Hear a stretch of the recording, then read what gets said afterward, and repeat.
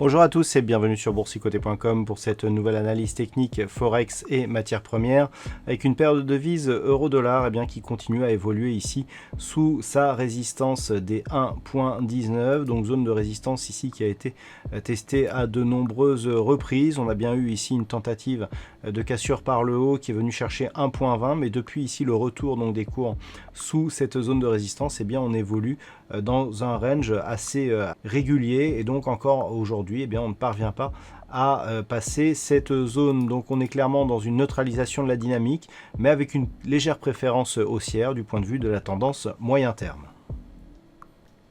Sur la paire de devises livre sterling contre dollar américain, nous avons une dynamique là aussi qui reste haussière.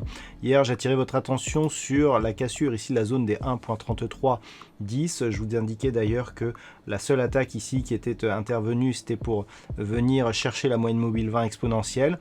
On a retrouvé la zone des 1.3310 comme zone de support.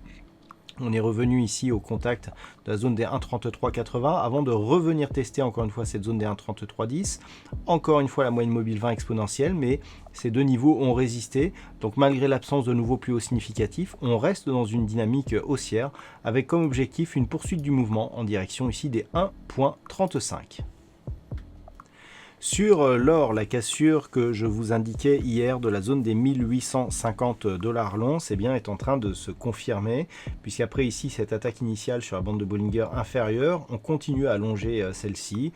On s'est approché ici de la zone des 1800 $ l'once. Alors il faudra être vigilant car nous avons ici un retournement des histogrammes du MACD qui pourrait nous indiquer la mise en place ici d'un rebond technique. Alors ce rebond technique, tant qu'il ne repasse pas au-dessus de la moyenne mobile 20 exponentielle qui va encore descendre, on restera ici dans une dynamique baissière. D'ailleurs, on peut remarquer d'ailleurs que cette moyenne mobile a bien agi comme résistance ici avant l'impulsion qui a provoqué la cassure de ces 1850 $ l'once.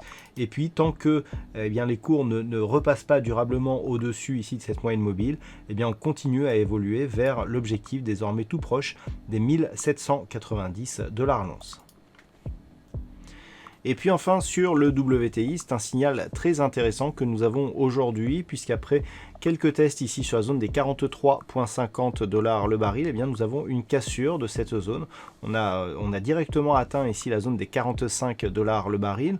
Alors si on regarde un petit peu la dynamique d'un point de vue un peu plus global, on voit que cette zone des 43,50 ici était vraiment la zone de résistance depuis cette zone de point bas que nous avions eu au printemps dernier.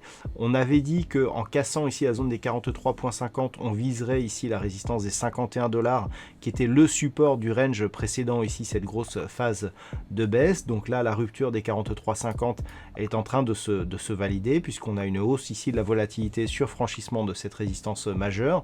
Il va falloir maintenant la tester comme zone de support, et si tel est le cas, ou si on ne revient pas sur cette zone, en tout cas, tant que les cours évoluent ici au-dessus de cette zone des 43,50 $ le baril, nous avons un objectif de poursuite en direction donc de la zone majeure des 51 $ le baril. Voilà donc ce que l'on peut dire sur cette analyse technique Forex et matières premières. Passez une bonne soirée, on se retrouve dès demain pour d'autres analyses techniques, toujours sur le site boursicoté.com.